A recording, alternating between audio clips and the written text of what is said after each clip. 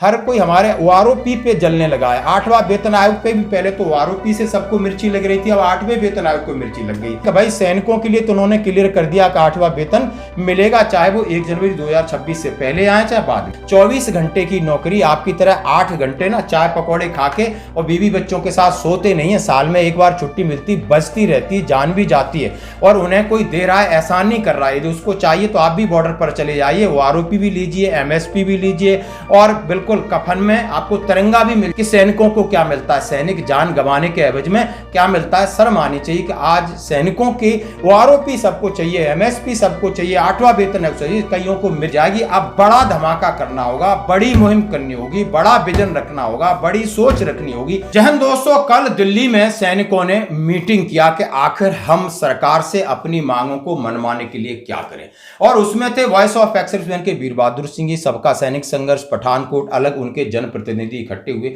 उन्होंने इस बात को रखा कि 8वां वेतन आयोग की टर्म्स ऑफ रेफरेंस की प्रक्रिया आर्मी को भेज दी, आर्मी अपनी रिकमेंडेशन देगा, लेकिन उन्होंने कहा कि जो 27 अप्रैल की रैली को टाला जाएगा, क्योंकि 27 अप्रैल की रैली से पहले 25 अप्रैल को एफवीए यानी आप federation of veteran association rally कर रहा है और उन्होंने अपनी रैली को 3 अगस्त तक टाल दिया है। उन्होंने कहा है कि हम एकजुट होकर के पूरे देश में अलग अलग जगह पर जाके छोटी छोटी मीटिंग करेंगे और तब तक टर्म्स ऑफ रेफरेंस क्लियर हो जाएगा आखिर सरकार करने क्या जा रही है, और उसके बाद छोटी छोटी मीटिंग और रैली करने से पहले हम एक ड्राफ्ट तैयार करने के लिए एक कॉमन जो मेमोरेंडम तैयार करेंगे उसके लिए कमेटी बना दी है। यानी जो मीटिंग हुई उसके कुछ अंश में आपके सामने दिखा रहा हूं, जरा देख करनी है गवर्नमेंट को, पे कमीशन को, जानने को, उसकी ड्राफ्ट करके पूरा करेंगे।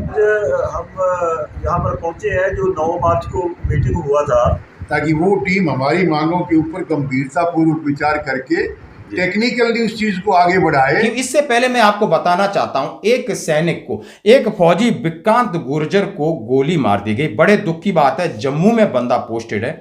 विक्रांत गुर्जर 4 दिन पहले छुट्टी आया था, उसके चचेरे भाई रजत को कुछ बंदों ने रंजिश के तहत उसका मर्डर किया था। उसमें वो गवाह था और गवाह देने के बाद वो अपना कोर्ट से आ रहा था, रास्ते में उसको इस तरीके से मारा गया। अब बड़ा दुख होता है, एक सैनिक 25 साल उसकी उम्र है और कोर्ट की गवाही देने के बाद लौटा। सहारनपुर की बात है, रामपुर थाने के अंदर यह हादसा है, बुरी तरह वायरल हो रहा है कि सैनिकों के साथ आज इस तरीके से 25 साल का सैनिक जम्मू में पोस्टेड, क्या उम्र रही होगी, क्या सपने रहे होंगे, लेकिन न्याय के लिए न्यायालय में गया है और न्यायालय से लौटते समय उसके साथ ये किया गया, 2 गोली, एक सिर में एक सीने में, और खेत में उसकी बॉडी को डाल दिया गया। जब सवेरे ढूंढा गया तब उसकी बॉडी मिलती है। हाहाकार मचा हुआ है इस इलाके में।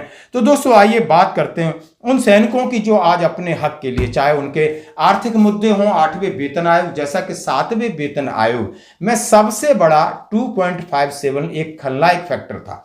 इसने आपके सामने खुद को साबित कर दिया गया था कि जो 2016 के बाद रिटायरी जाए उनकी पेंशन कम है बशर्ते कि 2016 से पहले वालों से।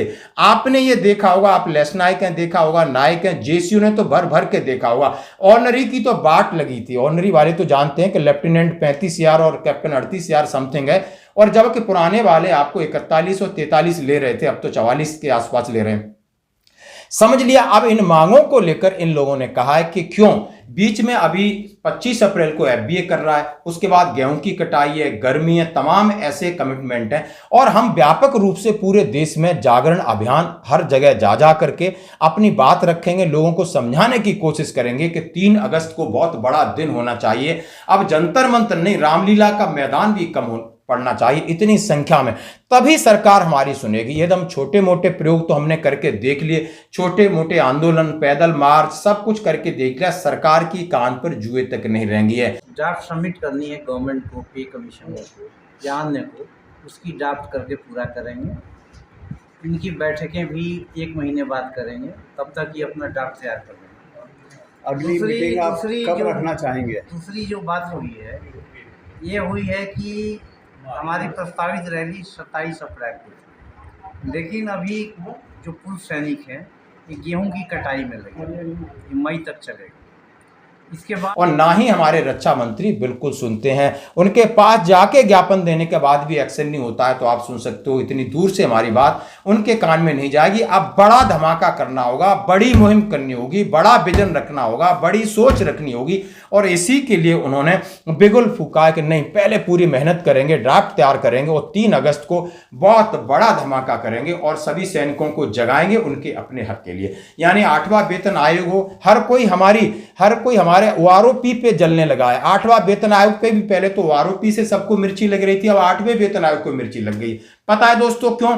अब कहते हैं कि भाई सैनिकों के लिए तो उन्होंने क्लियर कर दिया कि 8वां वेतन मिलेगा, चाहे वो 1 जनवरी 2026 से पहले आए चाहे बाद में आए, और ये उन्हें स्पष्टीकरण 2 बार देना पड़ा वित्त मंत्री को। अब दूसरे केंद्रीय कर्मचारी हैं, पेंशन, उन्होंने कहा है कि इन्हें बहुत सारी सुविधा है, उनको 1 रैंक 1 पेंशन 5 साल के बाद मिल जाती है और 8वें वेतन आयोग का लाभ भी मिल जाता है। लेकिन मैं उनसे कहना चाहता हूं 24 घंटे की नौकरी, आपकी तरह 8 घंटे ना चाय पकौड़े खा के और बीवी बच्चों के साथ सोते नहीं है। साल में एक बार छुट्टी मिलती, बचती रहती, जान भी जाती है, और उन्हें कोई दे रहा है, एहसान नहीं कर रहा है। यदि उसको चाहिए तो आप भी बॉर्डर पर चले जाइए, ओआरओपी भी लीजिए, एमएसपी भी लीजिए, और बिल्कुल कफन में आपको तिरंगा भी मिल जाएगा, और आपकी वाइफ है ना सारी जिंदगी भर उसको देख देख के रोएगी। आपके बच्चे पता चलेगा कि सैनिकों को क्या मिलता है, सैनिक जान गंवाने के एवज में क्या मिलता है। शर्म आनी चाहिए कि आज सैनिकों की ओआरओपी सबको चाहिए, एमएसपी सबको चाहिए, 8वां वेतन आयोग चाहिए। कईयों को मिर्ची लग रही, कईयों की फट रही है, परेशान हो रहे हैं लोग इस बात को लेकर। नहीं, हमारे अपने मुद्दे हैं, हम अपने 1 रैंक 1 पेंशन का मुद्दा हो, 8वें वेतन आयोग का मुद्दा हो,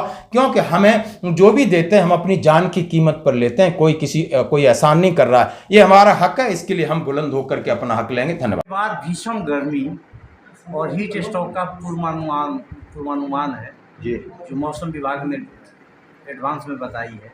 तीसरी एबीए ने 25 की अपनी रैली की घोषणा कर दी है, तो हम लोग भी उनको वॉक ओवर देना चाहते हैं कि आपस में टकराव ना हो, कोई सैनिकों में कोई कन्फ्यूजन ना हो। तो ये 3 रीजन है, फसल की कटाई, भेदभाव खत्म करना है। हाँ, फसल की कटाई, गर्मी, और एबीए का अचानक का 25 अप्रैल को कार्य। इन तीनों को ध्यान में रखते हुए हम लोगों ने अपना कार्यक्रम 3 अगस्त 2025 को पोस्टपोन कर दिया है। तब तक हमारी ड्राफ्ट भी पूरी हो जाएगी, हम अपने लोगों को एकत्रित भी कर पाएंगे।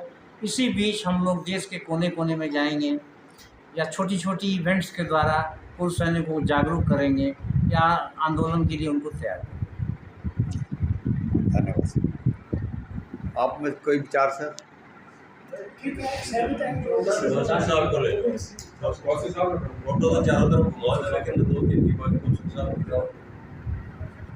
सर आप पंजाब से आए हैं, अभी कोई विचार आपका?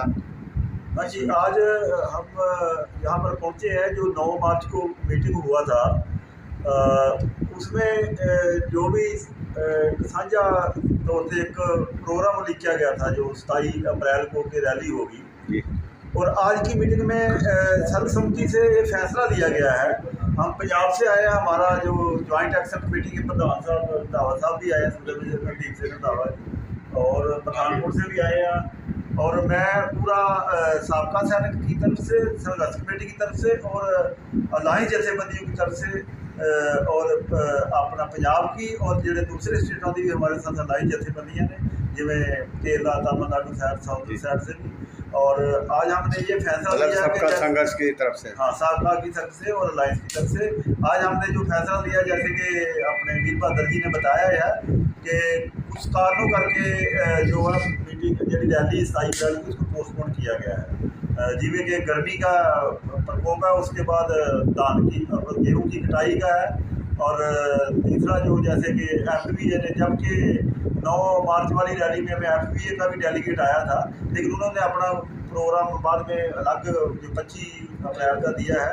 हम उनका इसके लिए भी हम अपनी जो रैली को पोस्टपोन किया कि उनको जो हमारे साबका संगठन में कन्फ्यूजन पैदा ना हो, क्योंकि 25 अप्रैल और 27 अप्रैल में ज़्यादा डिफरेंस नहीं है, 2 दिन का, इसलिए हमने वो भी कारण की वजह से हमने अपनी जी है अगली जी मीटिंग है, रैली है, वो 3 अगस्त को रखी, 3 अगस्त की। उसके बीच में अभी आज सर्वसम्मति से एक पूरा ऑल इंडिया की जेसीओ जवान संस्थावां, जो प्योरली जेसीओ जवान संस्थावां, उनकी जो एक ड्राफ्ट कमेटी बनाई है, 15 सदस्यीय ड्राफ्ट कमेटी बनी है, हमारा साबका सैनिक एंड अलाइंस जथेबंदियों की तरफ से भी है, और जो हरियाणा की जथेबंदियाँ आई हैं या जो 22 वाले हैं, ये सब का जो साझी जथेबंदी एक जरिया बनाया गया है ड्राफ्ट कमेटी।